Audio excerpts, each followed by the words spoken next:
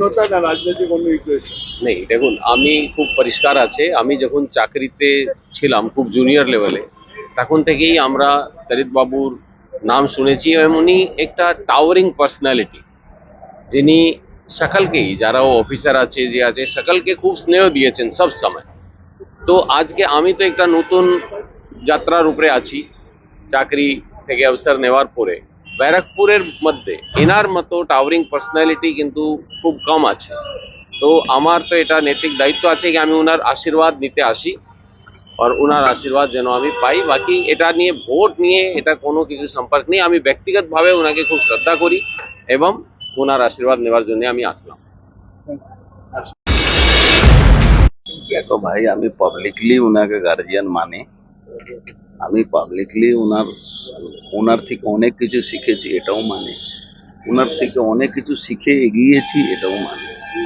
আজকে আমি দাঁড়িয়েছি, আমাকে তো আশীর্বাদ নিতে আসতেই হবে।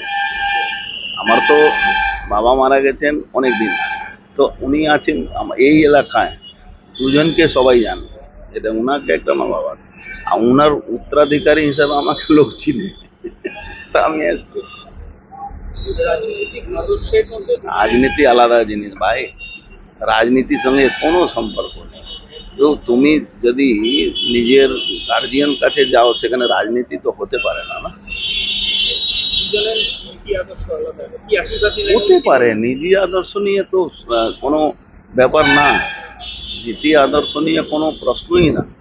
কিন্তু ওনার আশীর্বাদ নিয়ে একটা লড়াই লড়তে যাব, বাড়ির যে যারা বড় থাকে তাদের থেকে আশীর্বাদ নিতেই হয় না। আমি কি বললাম, মেয়ের বিয়ে হয়ে চলে যায়, ছেলেটা উত্তরাধিকারী।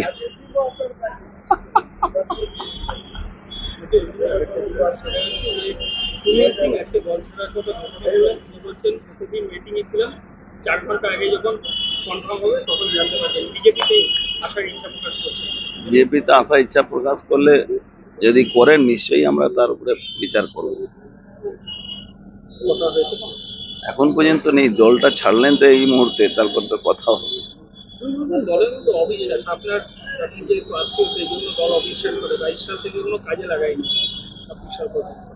তাহলে গেলেন কেন ওখানে? 22 সাল থেকে আমার আত্মীয় আছেন, তাহলে যে স্ট্যাম্প পড়ে আছে সেই স্ট্যাম্প তো ধুতে পারবে না।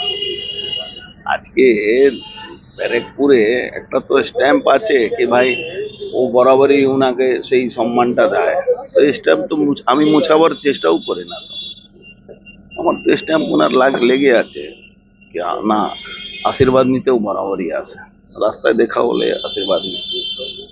এমন কোনো জায়গা তুমি দেখাতে পারবে না যেখানে অর্জুন সিং তরিকবাবুকে দেখে আশীর্বাদ নেয়।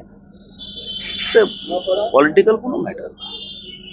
আমি এটা মনে করি, সিনিয়র মানুষ আমাদের বর্ষিয়ান এলাকার, তার হাতে তালু মতন চিনেন। আমি তো ওনার থেকে বললাম না, উনি রাত 12টা অব্দি ঘুরেন, আমি রাত 12টা অব্দি, বাদ বাকি কে ঘুরে?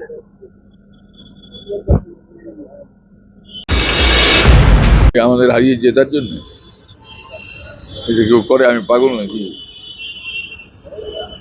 আমার ক্যান্ডিডেট যেখানে আছে সেখানে আমি বলবো যে তোমাকে আমি আশীর্বাদ করলাম, তুমি জিতবে। Am I renegade? উনি বলছেন যে গুরুজন হিসেবে আশীর্বাদ নিতে এসেছেন। That's right. কি আশীর্বাদ করলেন? আশীর্বাদ করলাম ওর যে পরিবর্তনটা হয়েছে, ব্যক্তিত্বের পরিবর্তন হয়েছে, সেটা আরো মানে প্রস্ফুটিত হোক।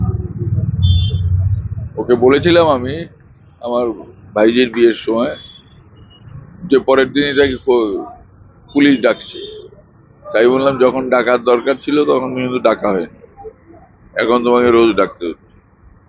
এর মানে যা বোঝো সেটা বুঝে গেছে। নির্বাচনের সময় কি আশীর্বাদ করলেন? নির্বাচনী বিষয়তে আশীর্বাদ করি, একদম ব্যক্তিগত পারিবারিক বিষয়ে আশীর্বাদ করেছি যে আরো বড় হোক, যে চেঞ্জটা এসেছে ওর মধ্যে সেই চেঞ্জটা মানে আরো প্রস্ফুটিত হোক। Let him become a big leader of the party.